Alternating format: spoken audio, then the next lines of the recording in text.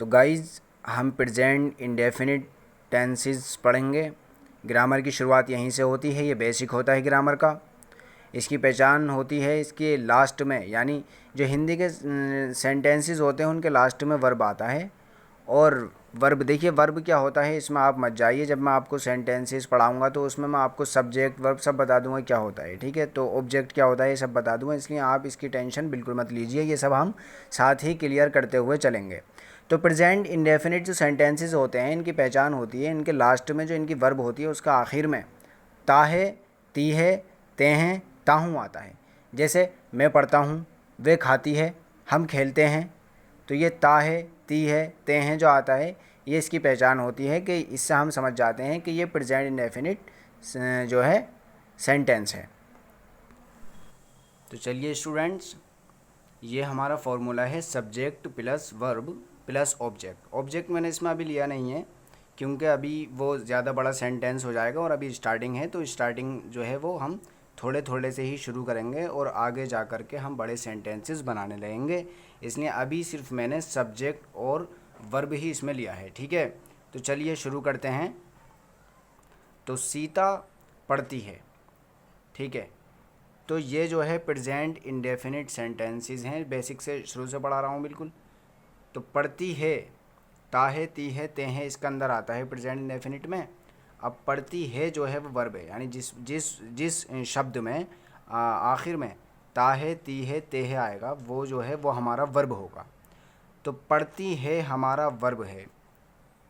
अब पढ़ती है हमारा वर्ब है। अब हम वर्ब में क्वेश्चन करेंगे कौन या किसने। जब हम वर्ब से पूछते हैं कौन या किसने तो हमें सब्जेक्ट मिल जाता है। वैसे तो सब्जेक्ट उसको कहते हैं जो काम करने वाला होता है, लेकिन चूँकि नए बच्चे होते हैं उन्हें पता नहीं चलती है, इसलिए ये एक ट्रिक है कि पहले हम वर्ब देख लेंगे और वर्ब वही होगी जिसका आखिर में ता है, ती है आता है, और फिर हम वर्ब से जब कौन या किसने उसमें लगाएंगे तो हमें सब्जेक्ट मिल जाएगा। तो वर्ब जो है पढ़ती है, अब हम पढ़ती है में क्वेश्चन करेंगे कौन पढ़ती है, कौन पढ़ती है, तो हमें उत्तर मिलेगा सीता।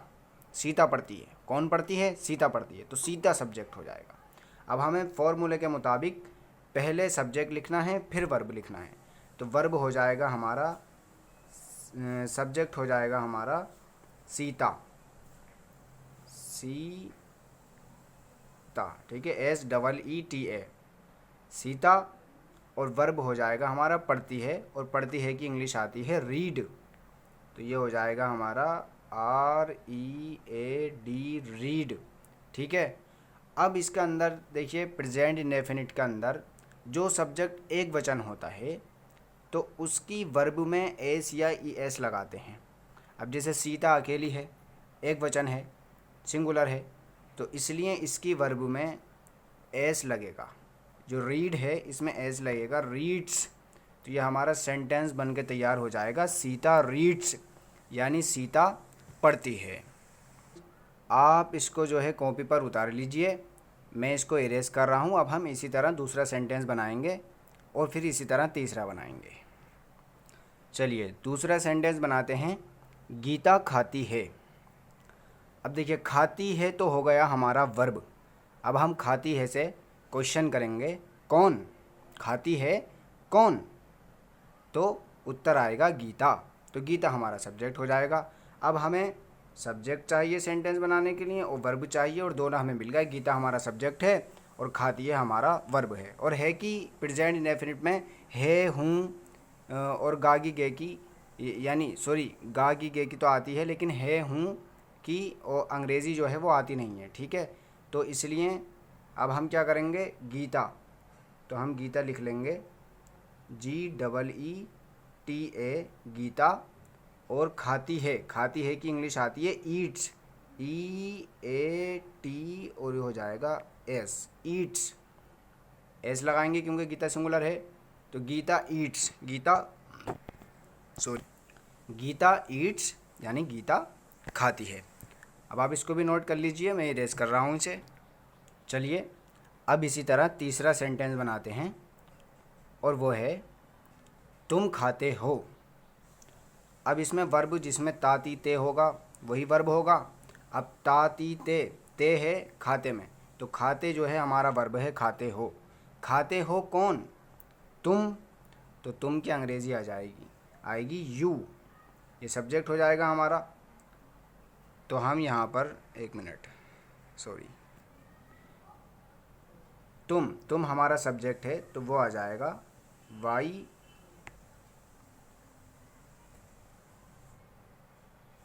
ओ U, Y O U, U. और खाते हो की वही ईट आती है, लेकिन यहाँ पर देखिए अब गौर की बात यह है कि यहाँ हमने एस नहीं लगाया वर्ब के लास्ट में, ई ए टी, और एस नहीं लगाया, ईट्स नहीं लिखा, यहाँ पर ईट लिखा है, जबकि सीता में हमने ईट्स लिखा था। तो वह हमने इसलिए लिखा था क्योंकि सीता सिंगुलर थी, एक वचन थी, इसलिए वहाँ पर वर्ब में एस लगाया था हमने। अब यहाँ पर चूँकि तुम प्लूरल है, बहुवचन है, इसलिए यहाँ पर एस नहीं लगेगा, तो ये हो जाएगा हमारा यू ईट, और फुल स्टॉप लगा देंगे। और है हूँ है की अंग्रेज़ी इसमें नहीं आती, यू ईट सेंटेंस हमारा बनकर तैयार हो गया, यू ईट, आप खाते हो। तो ठीक है, हमारे साथ बने रहिए, चैनल को सब्सक्राइब करिए, लाइक एंड कमेंट्स कीजिए, और इंग्लिश लिटरेचर और grammar 9th 10th 11th 12th ये सब यहाँ तक पढ़ने के लिए इंग्लिश लिटरेचर और ग्रामर हमारे साथ बने रहिए। Thank you.